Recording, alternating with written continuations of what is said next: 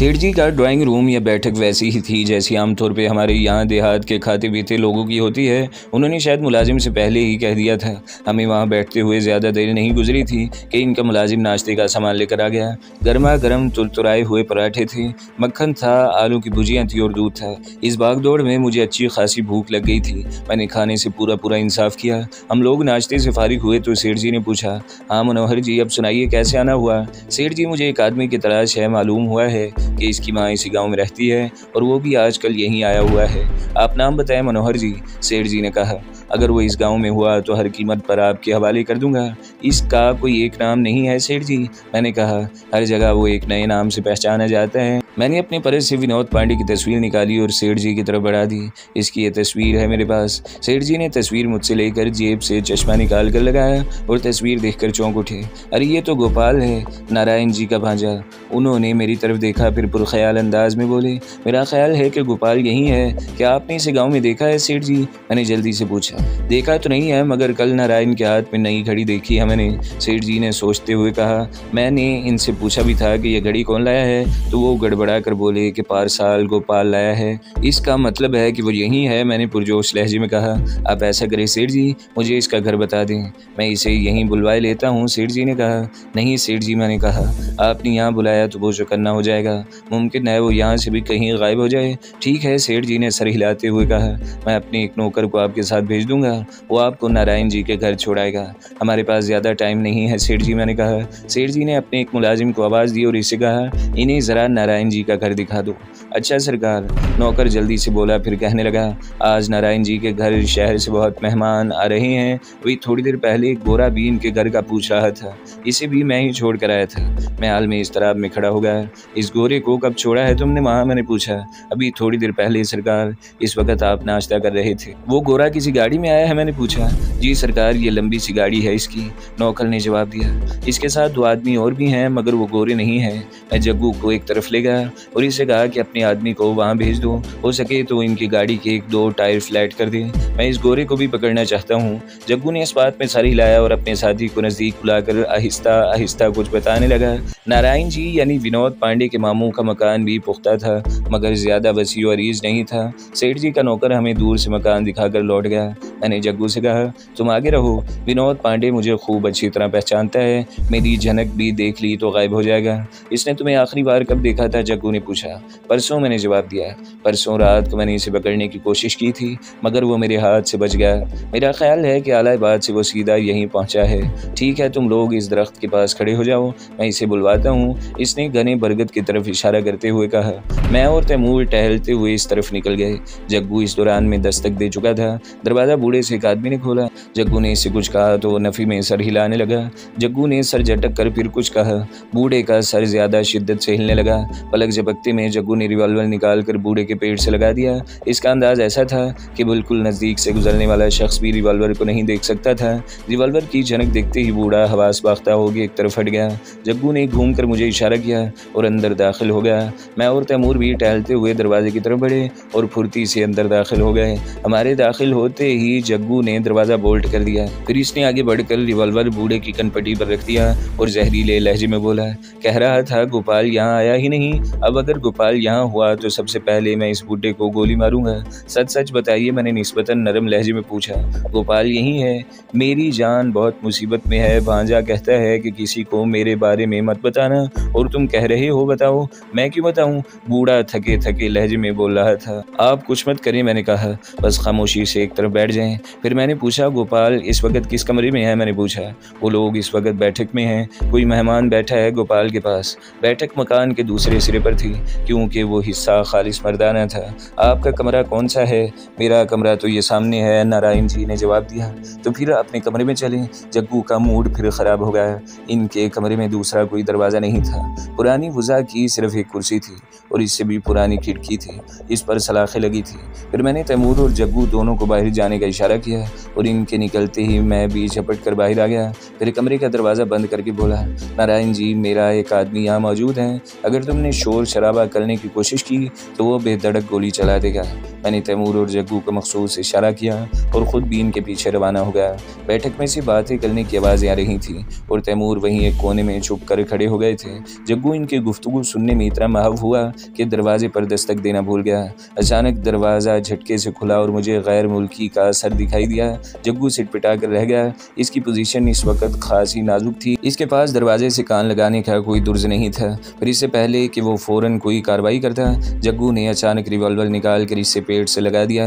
गोरे का मुंह खुला का खुला रह गया। मैं और तैमूर झपट कर वहाँ पहुँच गए। मैंने गोरे का गिरबान पकड़ कर बाहर घसीट लिया और तैमूर से सरगोशी में कहा, तुम इसका ख्याल रखना, चालाकी दिखाई तो एकदम गोली मार देना।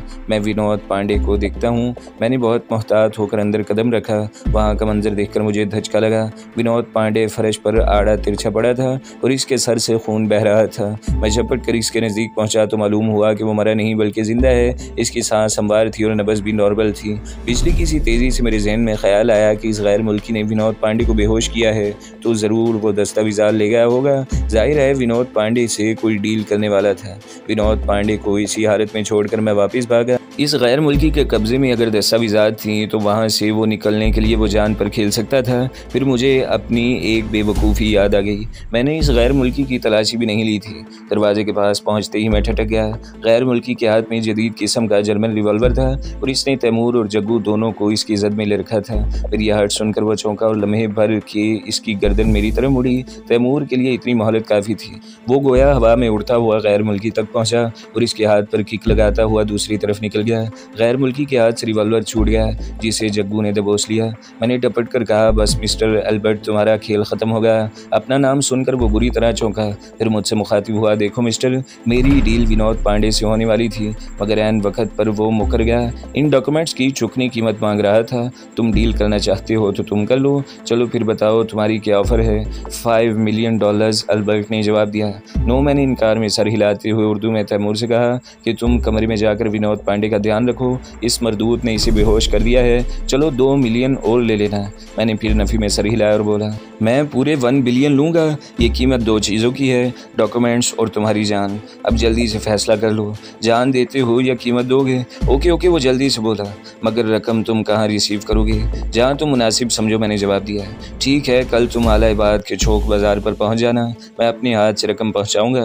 मिस्टर अल्बर्ट, एक बात बताइए, मैंने संजीदगी से पूछा, क्या मेरे सर पर सींग निकल रहे हैं या मेरी दुम तुम्हें नज़र आ गई है? मैं समझा नहीं। अल्बर्ट ने कहा, अच्छा ये बताओ, मेरे सर पर तुम्हें फोलेक्स कैप यानी मस्खरों वाली टोपी नज़र आ रही है? साफ साफ बात करो। अल्बर्ट भुन्ना कर बोला, मैंने तुम्हारी तमाम शर्तें मान ली हैं। डील तुम्हारी मर्जी के मुताबिक हुई है। फिर इतने भोले मत बनो, मैंने जहरीले लहजे में कहा।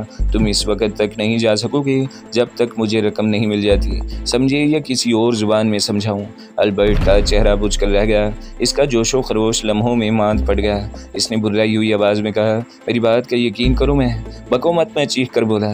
सीधी तरह वो डॉक्यूमेंट्स मेरे हवाले कर दूं, बस इस सूरत में तुम्हें छोड़ सकता हूं। वो डॉक्यूमेंट्स तो अभी यहाँ हैं भी नहीं। अल्बर्ट तंगी अंदाज में हंसा। तुम मेरी तलाशी ले सकते हो।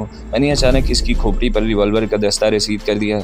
वो तेवर आकर फर्श पर गिरा तो मैंने जग्गू से कहा, इसके हाथ पाँव बांध दो, मैं ज़रा विनोद पांडे की खबर लूँ। अगर इसने डॉक्यूमेंट्स के बारे में यही कहा तो फिर इन दोनों को अपने साथ ले जाना पड़ेगा।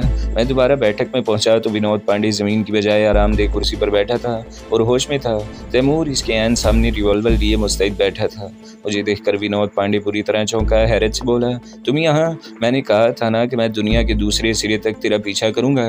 मैंने तंजिया लहजे में कहा, तू भाग भाग कर थक जाएगा मगर मुझसे नहीं बच सकेगा। अच्छा, ये फिल्मी डायलॉग बोलना बंद करो और काम की बात करो। काम की बात यह है कि आज तो मेरे हाथों से मारा जाएगा। मैंने रिवॉल्वर महारत से अपनी उंगलियों में घुमाते हुए जवाब दिया। फिर अचानक कहा, वो डॉक्यूमेंट्स मेरे हवाले कर दो। हो सकता है तुम्हारी ज़िंदगी की मुद्दत कुछ बढ़ ही जाए। वो तुम है, कोई बहाना नहीं चलेगा। पांडे मैं डपट कर बोला, मुझे मालूम है कि अब तक वो डील नहीं हुई है। फिर तुम्हें यह भी मालूम होगा कि इस वक्त वो डॉक्यूमेंट्स माइक्रो फिल्म मेरे पास नहीं है। अभी कुछ देर पहले ही वो चीज़ें गैर मुल्की एजेंट मुझसे ले चुका है। मैं इसी की कुर्सी के करीब बैठ गया और खुशामद भरे लहजे में बोला, मुझे इस गैर मुल्की का पता बता दो। मुमकिन है अब वो यहाँ ठहरेगा भी नहीं। वैसे यार, क्या तुम्हें इस बात का यकीन है कि अल्बर्ट यहाँ से असली कागजात और माइक्रो फिल्म्स ले गया है? मैंने कहा, हाँ, मुझे 100% यकीन है। मैंने अचानक इसके मुंह पर थप्पड़ जड़ दिया और सर्द लहजे में बोला, आइंदा झूठ बोला तो बोलने के काबिल नहीं रहोगे, जुबान काट के फेंक दूंगा। तुम मुसलसल यही कह रहे हो कि वो कागजात और माइक्रो फिल्म्स अल्बर्ट ले गया है, मगर अल्बर्ट नहीं ले जा सकता। अगर तुम्हें यकीन ना हो तो गांव के लोगों से पूछ लो, इसे बेशुमार लोगों ने आते और जाते देखा है। इसने कहा, मुमकिन है वो यहाँ आया हो। मैंने कहा, मगर वो यहाँ से कुछ ले जाने के काबिल नहीं है। क्या मतलब? विनोद पांडे उलझ गया।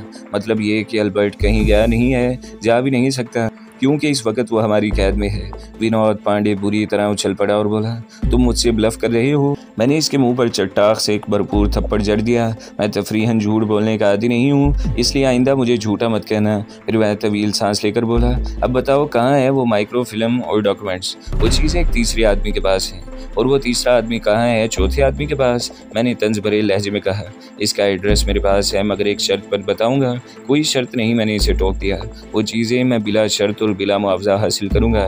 मुझे इस आदमी का नाम बताओ। नाम मैं बताऊंगा, विनोद पांडे ने शकीस खुर्दा लहजे में कहा। अगर डॉक्यूमेंट्स इससे वसूल कर सकते हो तो कर लेना। वो आला इबाद का पुलिस कमिश्नर हुमायूं मिर्ज़ा है। मैं बुरी तरह चौंक उठा और बोला, मेरी एक बात अच्छी तरह जहन में बिठा लो पांडे, मैं तब तक तुम्हें नहीं छोड़ूंगा जब तक वो कागजात मुझे नहीं मिल जाते। अब चाहे वो हुमायूं मिर्ज़ा के पास हो या बाबर हुमायूं के पास। विनोद पांडे के चेहरे पर मुर्दनी सी छा गई। वो थके हुए लहजे में बोला, अगर वो कागजात तुम्हें साल भर न मिले, क्या तुम साल भर मुझे कैद में रखोगे? साल भर? मैंने जहरीले लहजे में कहा, अगर कागजात मुझे ज़िंदगी भर नहीं मिले तो मैं ज़िंदगी भर तुम्हें कैद में रखूँगा। मेरा नाम कामरान है और मैं एक दफ़ा जो कह देता हूँ इसे फिर ज़िंदगी भर निभाता हूँ। फिर मैं तैमूर से मुखातिब हुआ, इसके हाथ पैर बांधो, मैं ज़रा बाहर का जायज़ा ले लूँ। दूसरे कमरे में अल्बर्ट भी बंधा हुआ था। जग्गू इसके सर पर मुतअद्दिद बैठा था। अल्बर्ट अभी तक बेहोश था। तुम ज़रा इसके साथियों की खबर लो, मैंने जग्गू से कहा, और दोनों गाड़ियाँ यहीं ले आओ। मैं इन दोनों को भी साल ले जाना चाहता हूँ। जग्गू खामोशी से बाहर निकल गया। मैंने अल्बर्ट को उठाया और इसी कमरे में लिटा दिया जहाँ विनोद पांडे बंधा हुआ था। फिर मुझे अल्बर्ट की तलाशी लेने का ख्याल आया। बेपरवाही की बेहद होती है। मैंने खुद को मुलामत किया और अल्बर्ट की तलाशी लेने लगा। इसकी जेबों से करेंसी नोट, एक छोटा सा रुमाल, रथमैन सिगरेट का एक पैकेट और बहुत से कार्ड्स निकले। कोट की तलाशी लेते हुए ऐसा लगा जैसे इसका अस्तर गैर मामूली तौर पर दबीज हो। मैंने चोर जेब की तलाश में पूरे कोट का जायजा लिया। जेब नज़र नहीं आई। मैंने तैमूर से कहा, अल्बर्ट के हाथ खोलो, मैं इसका कोट अस्तर उधेड़ना चाहता हूँ। तुम खामखा अपनी एनर्जी ज़ाया कर रहे हो। विनोद पांडे ने लपक कर कहा, तुम खामोश नहीं रह सकते। मैं गुर्रा कर बोला, मैं तो इसलिए। इसका जुमला अधूरा रह गया क्योंकि तैमूर ने इसके मुंह पर पूरी कुव्वत से उल्टा हाथ दे मारा। मैंने इस दौरान में कोट का अस्तर उधेड़ दिया। इसके नीचे रुई की एक पतली सी तह थी। मैंने वो तह हटाई तो कागजात का एक पूरा लिफाफा उछल कर फर्श पर गिरा। अल्बर्ट की इस जेब का मुंह कोट के पिछले हिस्से में था। पिछले हिस्से में चाक खुला हुआ था। अल्बर्ट ने इसी चाक के जरिए मोड़ कर चोर जेब में रखा था। इस लिफाफे में कागजात भरे हुए थे। मैंने बेताबी से लिफाफा फाड़ा। कागजात के साथ इस लिफाफे में से 2 माइक्रो फिल्म्स भी निकली। मैंने जल्दी जल्दी कागजात पर नज़र दौड़ाई। यही वो कागजात थे जिनके लिए मैंने इतनी मुसीबतें झेली थी। इस वक्त मेरी कैफियत इस मुसाफिर की सी थी जो अपनी मंजिल की तलाश में भटकते रहने के बाद एक दिन इसे गैर मुतवक्के तौर पर अपनी मंजिल मिल जाए। मारे खुशी के मेरी आंखों में आंसू बहने लगे। मैंने वो दस्तावेज़ात दोबारा लिफाफे में रखी और इस पर एक पुराना अखबार लपेट कर अपनी शर्ट में रख लिया। ये कहना तो गलत है, असल में मैंने लिफाफे को यूं अंदर ठोंस दिया था जैसे पोस्ट बक्स में डॉग ठोंसी जाती है। फिर मैंने तैमूर को कमरे से बाहर निकलने का इशारा किया। उठ कर दूसरे कमरे में आया तो मैंने इससे कहा, मेरा ख्याल है कि इन लोगों को साथ ढोकर ले जाना अब मुनासिब नहीं है। तुम्हारा क्या ख्याल है? इन लोगों को यहीं छोड़ दें? यार, अगर वो डॉक्यूमेंट्स असली हैं, इनमें कोई पेपर कम नहीं है, तो विनोद पांडे और अल्बर्ट को साथ लिए फिरना अक्लमंदी नहीं है। फिर क्या कहते हो? मैंने पूछा। इन लोगों को जिंदा छोड़ेंगे? अचानक बाहर से फायरिंग की आवाज़ सुनाई दी। मैंने चौंक कर तैमूर की तरफ देखा और झपट के दूसरे कमरे में पहुंचा और दरवाजे से झांक कर बाहर देखा। दरवाजे के सामने 2 आदमी बैठे थे। वो दोनों चेहरे मेरे लिए नए थे। मेरा ख्याल था कि फायरिंग करने वाले अल्बर्ट के साथी होंगे और दरियाफ्ते हाल के लिए वहाँ आए होंगे, मगर वो अल्बर्ट के साथी नहीं थे। मैं झपट कर दोबारा इसी कमरे में पहुंचा जहाँ विनोद और अल्बर्ट पड़े हुए थे।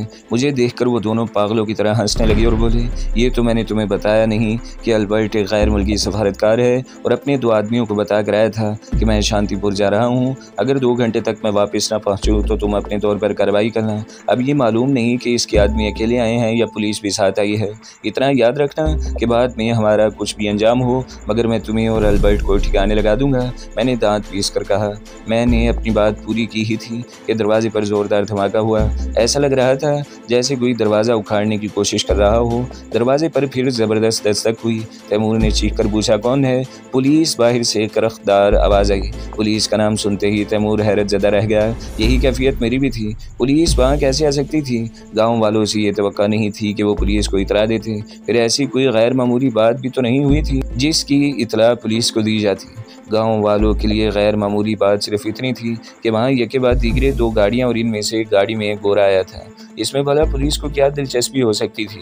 इन वाक़यात का सिर्फ एक आदमी गवाह था और वो था विनोद पांडे का मामू नारायण। इस वक्त तो वो भी हमारी कैद में था।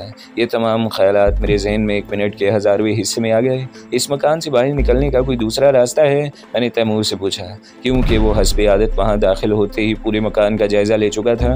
पिछली तरफ छोटा सा एक दरवाज़ा है मगर वहाँ भी पुलिस होगी, इसने कहा।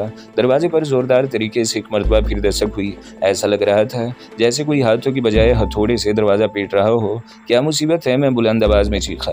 दरवाज़ा खुलने में कुछ देर तो लगेगी, मैंने मुस्तरिब होकर कमरे में टहलते हुए कहा। मेरी समझ में नहीं आ रहा था कि इस सूरत हाल से कैसे निपटूं। तुम जाकर अल्बर्ट को होश में लाओ और इसके हाथ पाँव खोलो, मैंने तैमूर से कहा। तैमूर खामोशी से दूसरे कमरे में चला गया। दरवाज़ा पीटने में अब शिद्दत आ गई थी। फिर कोई चीख कर बोला, मैं 5 तक गिनूंगा। अगर इस सरसे में दरवाज़ा खुल गया तो ठीक है, वरना दरवाज़ा तोड़ दिया जाएगा। मैं बेबसी से कमरे में चकराने लगा। मेरी समझ में नहीं आ रहा था कि इस नागहानी सूरत हाल से कैसे निपटूं। 1 बाहर से किसी ने गिनती शुरू की। 2 मेरी तरह तैमूर भी बेबसी से होंठ चबा रहा था। इतना डिप्रेस मैंने ज़िंदगी में कभी खुद को महसूस नहीं किया था। 3 बाहर से कोई चीखा। विनोद पांडे पागलों की तरह हंसने लगा। इसके मकरू चेहरे पर नफरत और तंज का मिला जुला तासिर था। अचानक बिजली की तरह एक ख्याल मेरे जहन में आया। अल्बर्ट गैर मुल्की सफारतकार था, बाहर पुलिस थी या इसके साथ ही, हर सूरत में इसे यरगमाल बनाया जा सकता था। मैंने अपने आप को मरामत की कि ये सामने की बात पहले मेरे जहन में क्यों नहीं आई। फ़ौरन बाहर से वही आवाज़ सुनाई दी, 5। इसके साथ ही दरवाजे पर एक धमाका हुआ। होल्ड इट, मैंने गुदा कर बुलंद आवाज़ में कहा। अगर किसी ने दरवाज़ा तोड़ने की कोशिश की तो इस डिप्लोमेट अल्बर्ट समेत कोई भी यहाँ जिंदा नहीं बचेगा। बाहर एकदम सन्नाटा छा गया। तैमूर की आंखें चमकने लगी। इसके चेहरे पर बेबसी और मायूसी का जो तासर था वो लम्हों भर में गायब हो गया। चंद लम्हे यूं ही खामोशी से गुजर गए। फिर इनमें से कोई चीख कर बोला, मैं तुमसे कानून के नाम पर रिक्वेस्ट करता हूँ कि खुद को पुलिस के हवाले कर दो। मैं तुम्हारी इस अपील को रद्द करता हूँ, मैंने तंजिया लहजे में कहा। और अगर 10 मिनट के अंदर अंदर मुझे कोई गाड़ी न दी गई तो मैं एक आदमी को हलाक कर दूंगा। हम तुम्हें गाड़ी भी देंगे और तुम्हारी हर बात भी मानेंगे, मगर इस डिप्लोमेट को कोई नुकसान नहीं पहुंचना चाहिए। 10 मिनट में से 2 मिनट गुजर चुके हैं। मैंने कहा, गाड़ी पहुंचने वाली है मगर तुम्हें ड्राइवर चाहिए या खुद ड्राइव करोगे? मुझे बातों में उलझाने की कोशिश मत करो हरामजादों, मैं बुरना कर बोला। गाड़ी दरवाजे के सामने छोड़कर तुम सब लोग कम से कम 1-1 फर्लांग दूर चले जाना। मैं अपनी सेफ्टी के लिए इस गोरे को अपने साथ ले जा रहा हूँ। अगर तुम लोगों की तरफ से कोई हरकत नहीं हुई तो मैं भी कुछ नहीं करूँगा। सुनो विनोद, बाहर से कुछ चीखा, हमें बहुत दिन से तुम्हारी तलाश थी। फिर मिस्टर अल्बर्ट को भी तो तुम्ही ने यहाँ बुलाया था, फिर इसके साथ ये सलूक क्यों कर रहे हो? पुलिस वाले मुझे विनोद समझ रहे थे। इनके गुमान में भी नहीं था कि बकौल इनकी हुकूमत के विनोद से भी कहीं बड़ा और काबिल गर्दन जनी दहशतगर्द भी वहाँ मौजूद था। विनोद ने कुछ कहने के लिए मुंह खोला मगर तैमूर ने झपट कर इसका मुंह दबोच लिया। रहा अल्बर्ट तो अव्वल तो इसे उर्दू आती ही नहीं थी और थोड़ी बहुत आती भी होती तो इसके पल्ले कुछ नहीं पड़ा होगा सिवाय अपने और विनोद पांडे के नामों के। इसके बावजूद मैंने खंजर निकाल कर इसकी गर्दन से लगा दिया और सफाकाना लहजे में सरगोशी की, अगर आवाज़ निकली तो गोली मारने के बजाय ज़िबा कर दूंगा। अल्बर्ट थूक निकल कर धीमे लहजे में बोला, मैं कोई ऐसी हरकत नहीं करूँगा। मैंने तैमूर को वहीं छोड़ा और ख़ुद दूसरे कमरे में चला गया ताकि किसी दूसरे रास्ते का जायज़ा ले सकूं। दूसरे कमरे की एक चौखट दीमक ज़दा थी। दीमक इसके बलाई हिस्से को चाट गई थी और वो खोखली हो चुकी थी। मेरे जहन में अचानक बिजली की सी तेज़ी से ख्याल आया कि फौरी तौर पर मुझे वो दस्तावेज़ात और माइक्रोफिल्म इसी चौखट में छुपा देना चाहिए। बाद में किसी मुनासिब मौके पर चौखट का निचला हिस्सा तोड़कर वो चीज़ें मैं किसी भी वक्त निकाल लूँगा। मैंने कमरे में इधर उधर नज़रें दौड़ाई तो मुझे सतली का एक टुकड़ा नज़र आ गया। मैंने जल्दी से तमाम चीज़ें निकाली, इन्हें अखबार में लपेट कर रोल सा बनाया और इसे मजबूती से बांध कर चौखट के खोखले हिस्से में डाल दिया। दीमक ने इसकी लकड़ी को इस हद तक चाड़ लिया था कि रोल सीधा नीचे की तरफ चला गया। अब इस तरफ किसी का ध्यान भी नहीं जा सकता। तो दोस्तों, अगली किस्त सुनने के लिए हमारे चैनल को ज़रूर सब्सक्राइब करें, वीडियो को लाइक करें और बेल के आइकन पर भी क्लिक कर दें ताकि हर जो आने वाली वीडियोज़ हैं वो आपको सबसे पहले मिलती रहें।